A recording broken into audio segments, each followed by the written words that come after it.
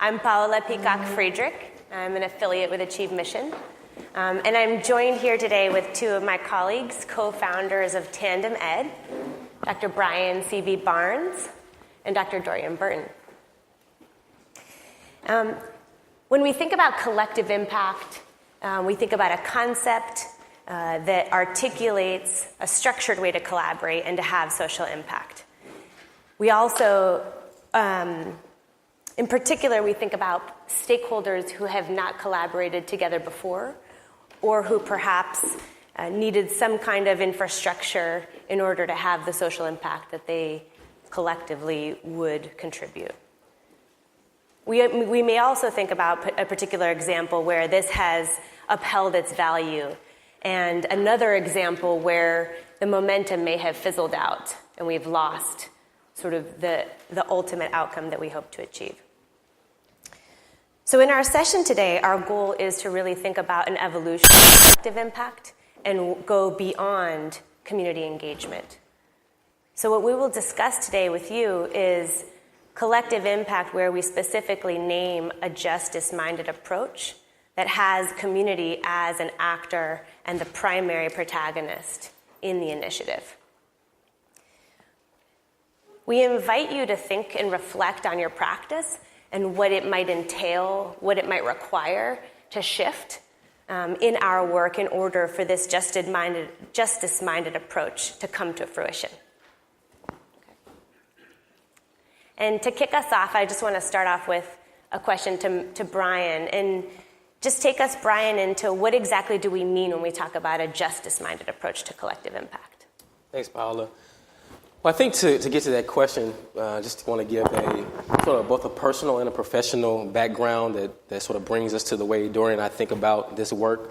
So we both have stories. One of my story this really starts with being raised in Huntsville, Alabama, which is a small town in North Alabama, and a city that very segregated even in the 90s, sort of north side, south side of the city. And one story that sort of illustrates that experience, I attended a school in the north side, lived on the north side, and when you looked at that school from the outside, you would have thought that it was integrated school, black and white. But once you sort of entered into the school itself, you saw that it was very segregated on the inside. Most of the black students were in the regular general ed courses, where most of the white students were placed in the advanced AP and even some special classes that were created.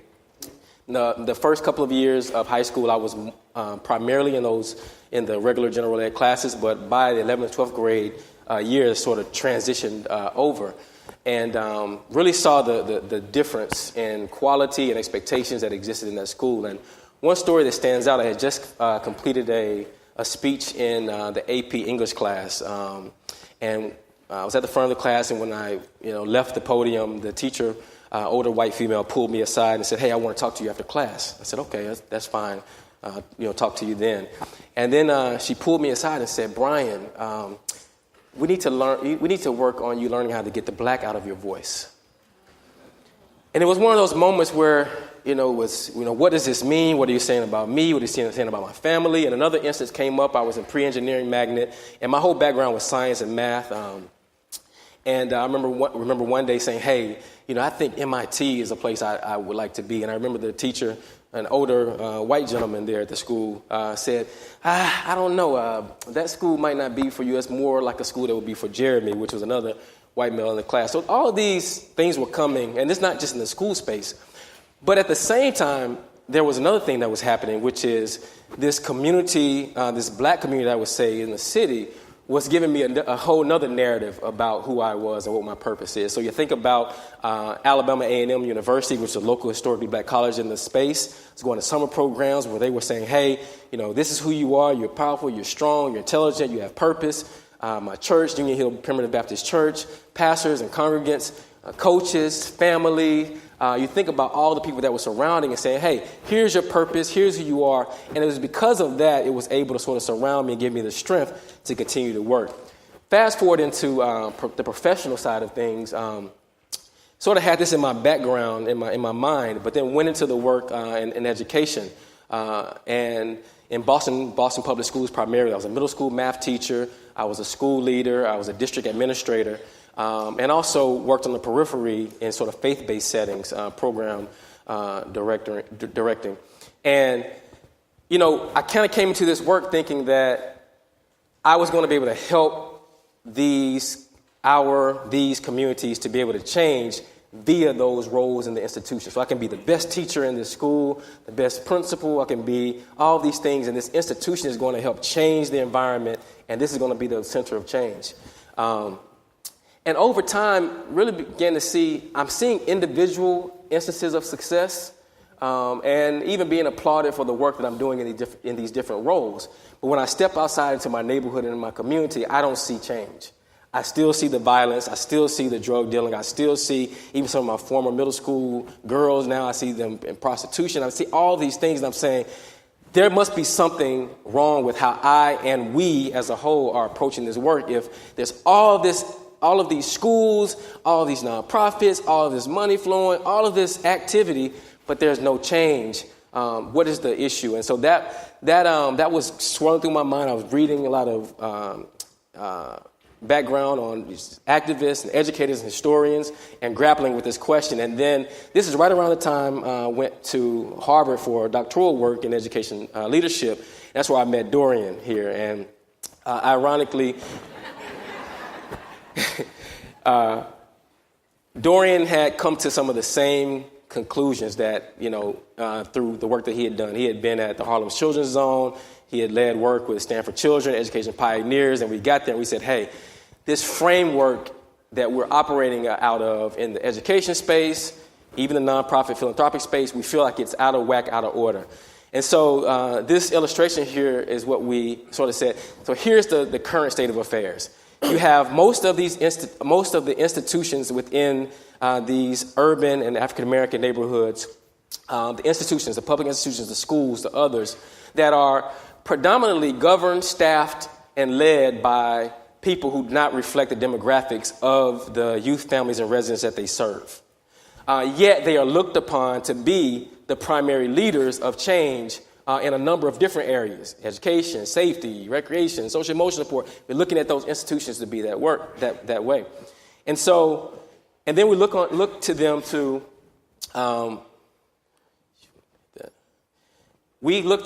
be the ones to then engage the community, involve the community, sort of a pulling in of the youth, families, and residents to get on board with the agenda that is led by the community. And the problem there is there's an underlying assumption that may be conscious or unconscious that these youth, families, and residents somehow don't have the wherewithal, the capacity, the intelligence, the understanding to actually be the leaders of their own destiny, their narratives, their strategies, and their actions. And so what we propose is a more healthy and what we think is should be the default framework, which is communities, youth, families, and residents are the leaders of their own narrative, strategies, and actions around a number of different areas. And we want these public institutions that oftentimes do not reflect the demographics of these communities. Not to say you shouldn't be a part of the community, but the way you should be a part of the community should be different. The practices and the resources that these institutions utilize should be in direct alignment with that which is defined and by the people within the community themselves. And so they play a specific role. So schools play a role in academic instruction. And so play that role, but as you play that role, also align it to the narratives and strategies and actions. So that's sort of the framework that we work out of in the things that we do. And so given that frame that you've assembled here and really put forward this JusticeMinded approach of the community in the center, so how does that come to life? Yeah. What does that look like in practical terms? Right, and so that's the question we always got. Your theory, you get the theory, but okay, what are you going to do about it? That's always, the next question. So we said, hey, let's try. So we co-founded TandemEd, and our whole goal with TandemEd was to try to take this sort of framework switch and bring it down into a practice of what it would look like on the ground. And so we had the wonderful opportunity to do some work in Pittsburgh, Pennsylvania, starting in 2015. And so our first order of business, in line with the whole sort of theory of change or framework shift, was we had to sort of get on the ground and find out who were these community leaders that we feel already existed in that space. So we spent a lot of time just on the ground there. And so just networking, talking, sort of getting a sense of who is who. We sort of got a sense from that environment that when it comes to the African American community, there were individuals and organizations that had the trust and legitimacy of the youth families and residents. So we call it the community leadership. So people like Jason Rivers, Leon Ford, Erica Fieldbury-Jones, organizations like the Young Women, Men and Women's Heritage Association, the Black-Owned and Governed Poise Foundation, we were able to sort of bring them together to say, hey, you are the leaders of the Collective Impact Initiative. And at the same time, we were able to then either directly or with these community leaders then interact with what we call the institutions, the responsive institutions, to say, hey, will you think about a shift in your practice to align yourselves to the strategies, the narratives, the strategies, and actions of the community? So we were able to help get people on board, like the Bill and Melinda Gates Foundation in collaboration with the Pittsburgh Public Schools, the Urban League, Robert Morris University, the Heinz Endowment, just to come together and say, hey, we will support this shift in the way you're thinking about this work for collective impact.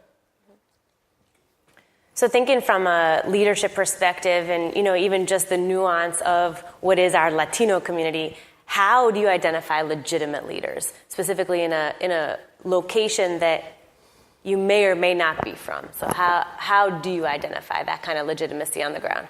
Yeah, so one thing that I think that we have to think about is a fundamental mindset shift around how we do our work, right? So oftentimes when we're trying to do work within communities, we'll come in and we'll map the reform onto the community. Like there wasn't already work that was already going on there. So we have to acknowledge that we're never, ever starting from zero. There's always somebody that's doing good work and have been doing good work long before we got there. It might not look like what we're thinking about, and it might not look like what we're thinking about at scale. It might be a grandmother or grandparents in the bottom of a basement. It might be folks in the back of a church that are pushing for that. But we have to acknowledge that work is going on, and that these tables exist, and that it's our job to find these tables. It's not their job for their tables to find us. We need to make sure that we are in the community and that we are present and getting proximate. And I think that's a really important point. You cannot build empathy, and I'm not talking about empathy in a patronizing way. I'm talking about authentic empathy when you're understanding what communities are going through, understanding where the assets are, understanding who is in the community if you're not there. You have to be able to make sure that you're getting proximate to communities, building authentic relationships, listening and understanding what's actually happening and who's actually being able to move work. And that requires a mindset shift on our part. I think it's extremely important to make sure that we have, and we're looking at empathy, like I said, not in a way that's patronizing, but also once we understand what's going on, that we have an obligation to fix that or to work with communities to help to drive them at the lead, to work with them to bring their dreams to fruition. Empathy without obligation and duty is a very dangerous thing, and we need to make sure that we're really clear about how we address that. And Dorian, also just thinking very practically about our team composition, so in terms of specific skills we're going to need, as an institution, or perhaps how our teams are comprised, can you speak a little bit to that? Absolutely. In terms of how we assemble our team to determine who we deem leaders in the community. So I think that on our own personal teams, we need to be really aware that do we have people that represent the community on our own teams, and not in a tokenesque way. Are these people on our team in positions of power? Are they decision makers? Are they leading the work? Equity in this work can never be an add-on. It's foundational to what we do, and we have to be really, really clear about that. I think it's also extremely important to make sure that not just our teams reflect that, but ask yourself, do our boards reflect that, right? Putting my foundation hat on for just a minute, I'll probably put it on a few more times as we go through. But I am seeing boards that don't reflect the communities that we're in. I'm seeing senior leadership teams that don't reflect the communities that we're in. You cannot build a collective impact strategy or start to drive a collective action without communities at front. If you are the sole person that is driving that strategy, I think there's a real clear who becomes the hero of that narrative, right? Is it your organization, or is it communities, the organization, or is it the community that we're trying to serve? It's extremely important that communities are the heroes of their own stories. We are not saviors of communities. Communities are their own heroes. And so we need to be really clear about that when we're going and building our teams to be able to be reflective of that, building our missions and visions to be able to be reflective of that as well. Yeah. That's the summary. Yeah, so this, just in sort of summarizing this idea is we believe that we need both community leadership and institutional responsiveness to sort of work in tandem if we're going to move the ship, or I guess in this case the tandem bicycle, along. It's both are needed, and we need the direction to come from the communities themselves. Let me just stop here just to make a point. This is not about sort of the feel good. This is just the good thing to do. We think this is the just thing to do for a number of reasons. One, just supporting community leadership is around just the humanity of community to have the dignity to lead itself. I mean, that's just a human ideal that we should aspire to. But from just more of an American standpoint, there's a danger of us looking at communities that are struggling in many ways to say, they are inherently flawed and troubled, and somehow we have to save them. There has to be an acknowledgement that there is a historical context that drove those communities in the place that they are. Otherwise, if you don't acknowledge the historical context, then you run the risk of thinking that they are inherently flawed. And so that historical context, particularly, say, in the African-American community, but there are other narratives across other communities. I mean, how can a group of people go through slavery, Jim Crow, continued racism, redlining, and other practices, and all the things that we even see today? How can a group of people go through that and not be affected? And so it is a matter of justice and American duty to be attentive to shifting the paradigm, to make sure that we bring our communities, our fellow Americans, into right standing within this context. And the icing on the cake is when we make this shift, two things happen. One, you have communities that are highly motivated, owning their own destiny, that there is room for sustainability then. And the institutions themselves can now experience outcomes that heretofore, arguably, we institutions have not been able to. I know it's definitely true in the education sector, and I'd imagine it's true in other sectors also. Yeah. So we're talking about this element where, fundamental to collective impact is this mutual agenda, and these shared metrics. But then what needs to change, specifically with regard to this institutional responsiveness? What do we need to shift and do differently? No, absolutely. So I'm going to put my foundation hat back on again, because I think it is really interesting, and I think gives me a real unique view on how organizations operate, and how we need to think about changing our mindsets so that we don't continue to perpetuate inequalities on the ground. Particularly, one I want to talk about and hop into is around, piggyback off what Brian said around the historical context, right? We have to make sure that we're really, really crystal clear, understanding that there is a national context, there's a context in which our families and our kids operate, right? We're really quick, I'll give you an example. We're really quick, let's say Chicago. We'll talk about Chicago and talk about gun violence in Chicago, but never think about redlining and how we've isolated communities into specific spaces and forced them to fight for resources, right? And struggle through that. We think that we're coming into a space that there's been a narrative and there's been a system that has purposefully and very intentionally, in some cases, disenfranchised communities. And so we need to make sure that we're not talking about people as being broken or broken communities. but we're talking about broken systems. And that gives us a point and a perspective to be able to actually fix those systems as opposed to trying to go in and say, we're going to fix those people, right? And we have to be really clear about that. So the historical context in which we operate matters. It matters to the kids that are there. It matters to the families that are there. And the present context matters as well, right? What are our kids and what are our families experiencing on a daily basis, right? When they have to walk through some dangerous streets, right? Or when they have to turn the TV on and see that somebody that looks like them was shot unjustly, right? We need to be really clear about what are those narratives that we're seeing. What is the historical context? What is the present context in which our families and our kids operate? And then we need to act accordingly on that. Thanks. So I'm going to shift us also here to a resource that we have in the conference program, which is an article that Brian and Dorian propose here, emphasizing a shift in philanthropy from charity to justice. And this undergirds, a lot of the dialogue that we've had so far.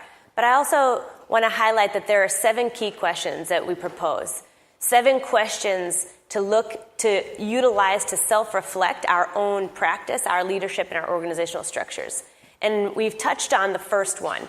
So in the example of Pittsburgh, we're looking already at this identification of legitimate local leadership, indigenous leadership, and elevating that to a decision-making role in collective impact. And then Dorian was just touching on this context of this is beyond just customizing for a local context, but also thinking through deeply about the historical context. And then I wanted to touch on also, you mentioned, Dorian, before around being on the ground and having that proximity to communities and leaders. So is there something that you want to add either, on any of those points before we jump to the next one? Absolutely. So on question 4 specifically, or question 3, I think around being proximate, you have to understand that, again, this is, when you're getting proximate, you understand that folks that we're trying to serve are not that much different than us, right? I think when people get into situations where they're in poverty, all of a sudden we think that there's something different that they need than what our families need. So we'll say, you know what, and then we'll start taking silver bullet approaches. I'm just going to focus on teacher effectiveness, and that's going to change, 400 years of really bad things happening, right? But really thinking about what do we count on and what do we bet on for ourselves and our own families, right? So we want good schools for our kids to go to. We want access to health care. We want affordable. We want houses that we know that are stable. We want to make sure that we're getting out and we're not getting, we have safe neighborhoods to walk, right? This doesn't automatically change when you go into a community that's poor. They want the same things, right? And so we need to be really clear about getting proximate and having a clear understanding of that, right? That is really, really important. And again, also being able to get proximate and say, I have as much to learn from this community as I have to give. That changes the power dynamics, right? I need to go in there and listen as opposed to go in there and start talking, right?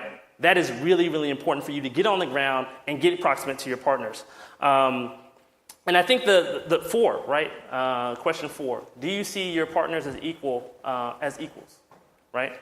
There's a difference between, and I see this a lot, asking communities to support you in what you're going to do anyways, right?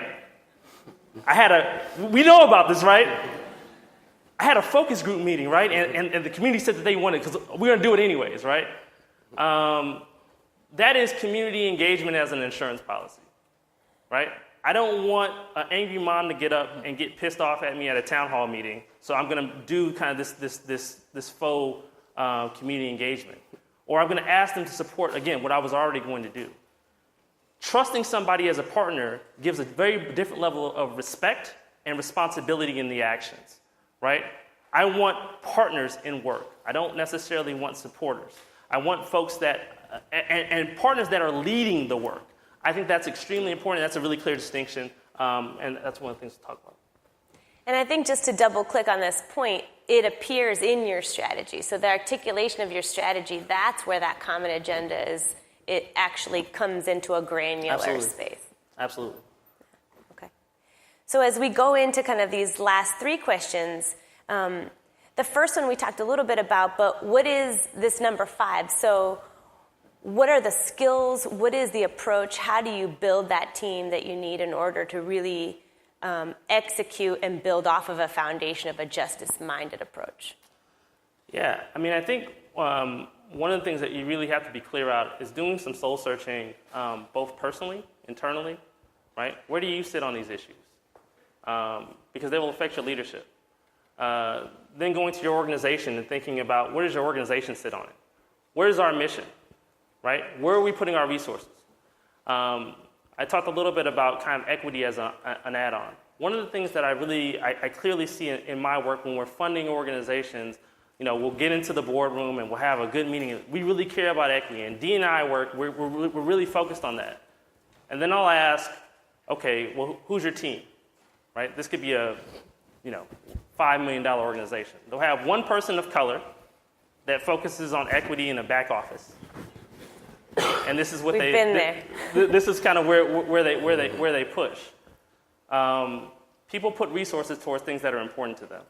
And so we need to make sure that on our teams that we are putting resources towards the things that are important to us. Communities and building trust within communities, it's extremely important for them to be able to see that, to be able to understand there are folks like me at the helm of this organization that I can build with.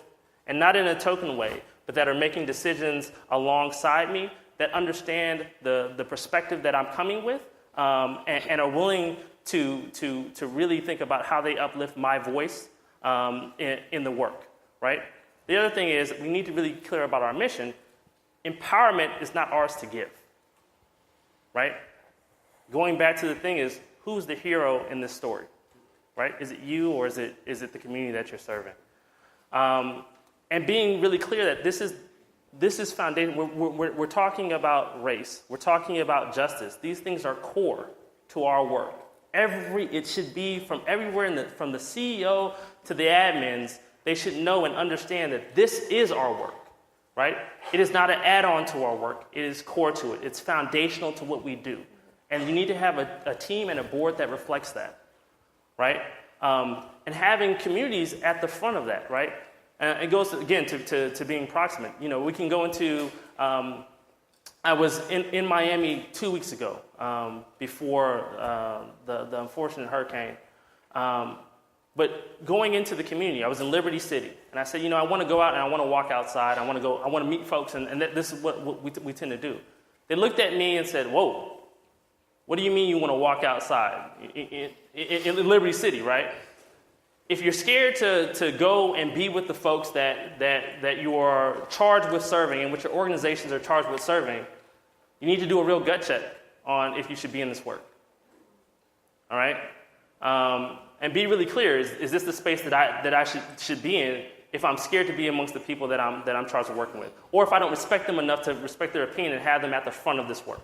So let's be really clear about that. And I think from an organizational standpoint, what you say and how your team is composed says a lot about what where you value and where you place this equity agenda in your work and this justice-based agenda in your work. Yeah. And so touching on point 6, this is a question to ask yourselves and ask ourselves around investing in smaller organizations.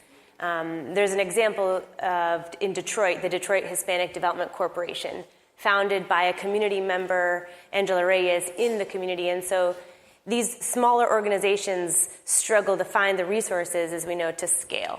It has little to do with perhaps the social innovation and rather the access to infrastructure and resources. So asking ourselves, are we also looking at the smaller organizations in addition to the big returns, in terms of numbers of folks served, but how are we looking at the impact at a community level in smaller entities?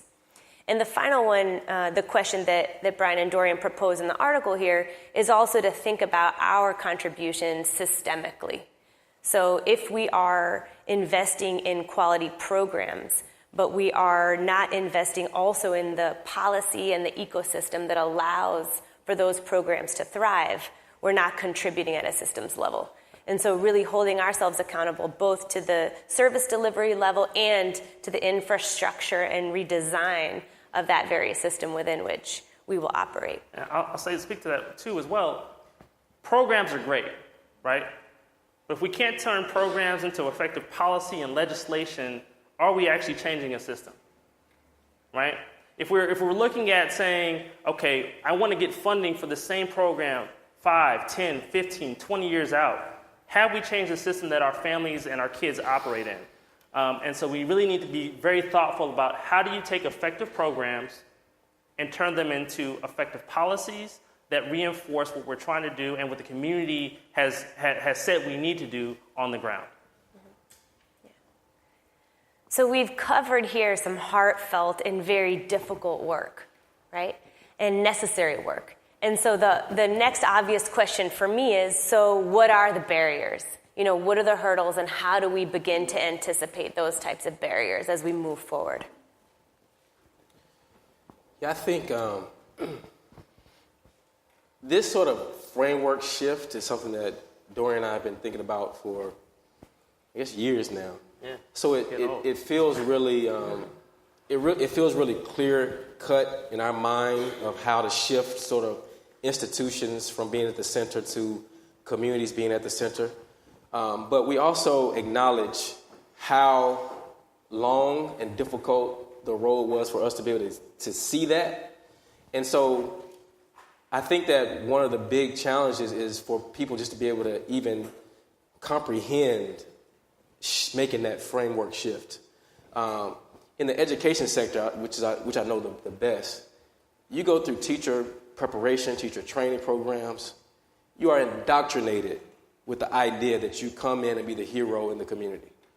I mean, you are awarded Teacher of the Year, depending on how much you sort of hold on to that narrative.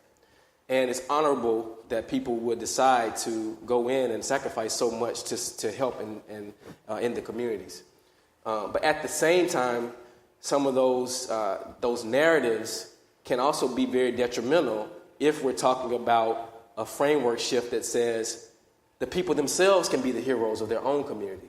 And so it's a major shift. I experienced it. I've experienced it, since I sort of came to this understanding. I worked in different settings, particularly in the education space. I've seen how hard it is for people to make that shift in their mind.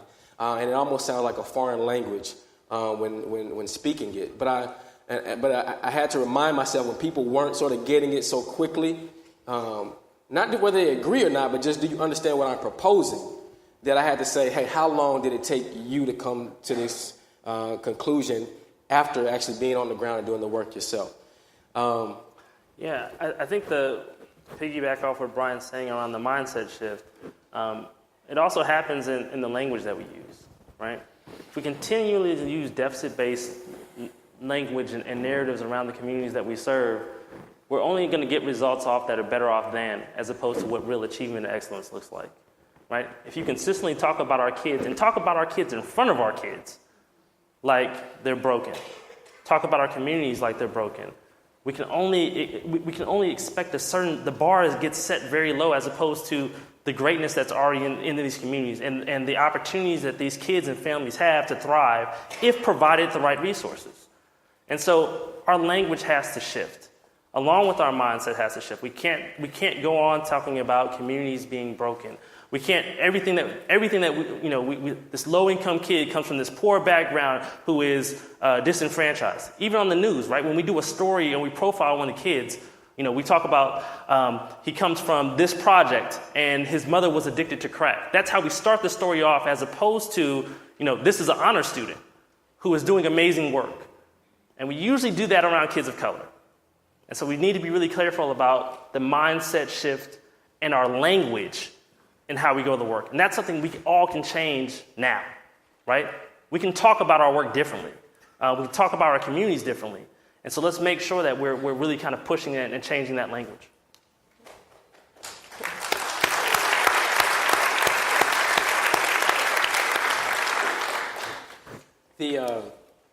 I'm just so proud of my brother here. The second challenge is, I think, skill and just organization and fusion. And Dorian spoke about this when he was talking about some of the questions that we raised in the SSI article.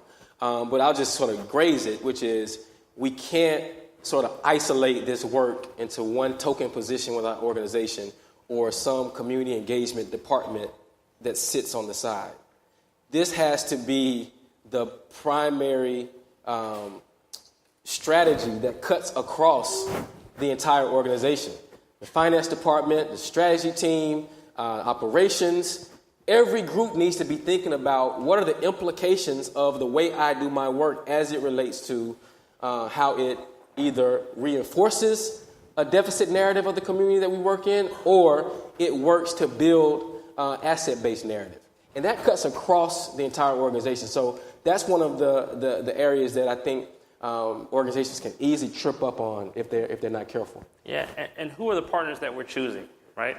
Are they mission aligned to what we're saying? Are they also justice oriented, right? You can have shared data systems, but you're not going to get too far if you on the collective action and reinforcing activities if in a collective impact strategy if you are not mission aligned.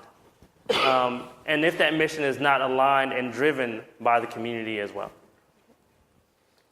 I'll just add, very practically speaking, we spoke earlier today about core competencies. And in the healthcare field and in the public health sector, we've seen a big emphasis on health disparities and health equity at a functional level, so at the outcomes level. But really taking that down to a core competency level, I think, is what Brian is describing. And so how are we holding all of our employees and all of our personnel and developing folks at a very core and fundamental level that infuses throughout? Absolutely. I'll start on the last box, and it really is around, this work comes at sacrifice, right? It's not easy. I think we're starting to have, and I think we've been forced into a place nationally where we have to look at race, right? And we have to address it. 2 years ago, I heard often in conversations, we're in a post-racial society, right? That is clear that that's not true. And so we're starting to have these courageous conversations, but those courageous conversations have to be met with courageous actions, right? It's not just enough to talk about it. If we're not moving in the community and not leading this charge, at sometimes sacrifice to ourselves, sacrifice to maybe relationships.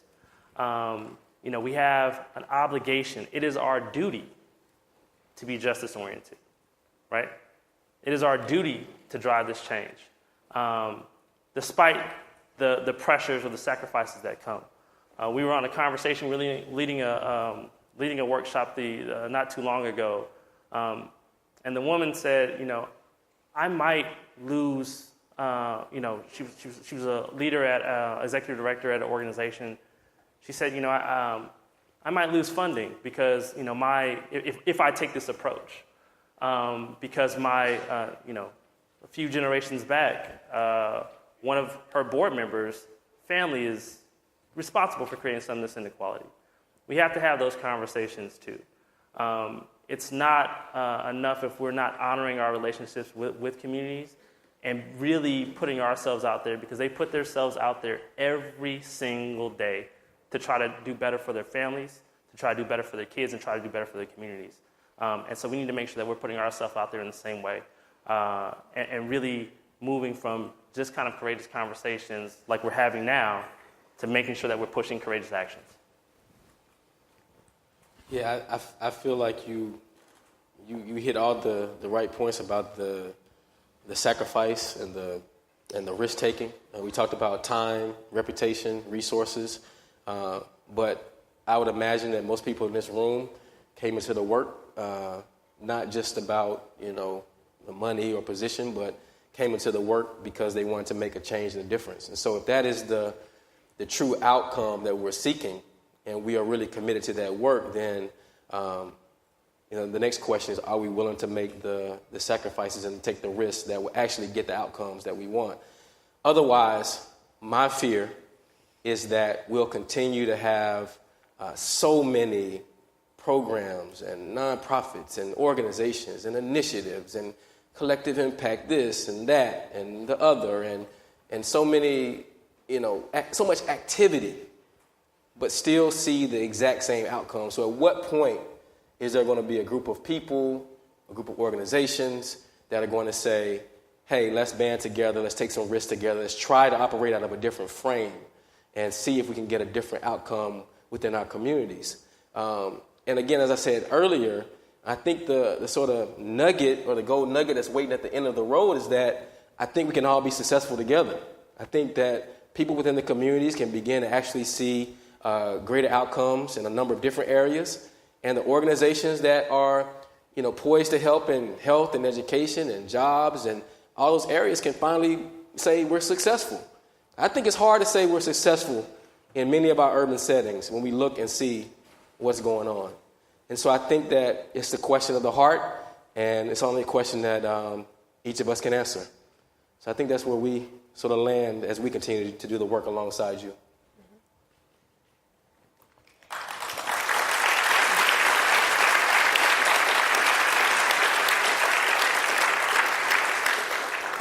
We thank you for the opportunity to join with you today. And in this 45-minute slot, I think this is an invitation to a dialogue and to this practice and to the work of head, heart, and hands. Thank you. We look forward. Absolutely. Thank you guys so much.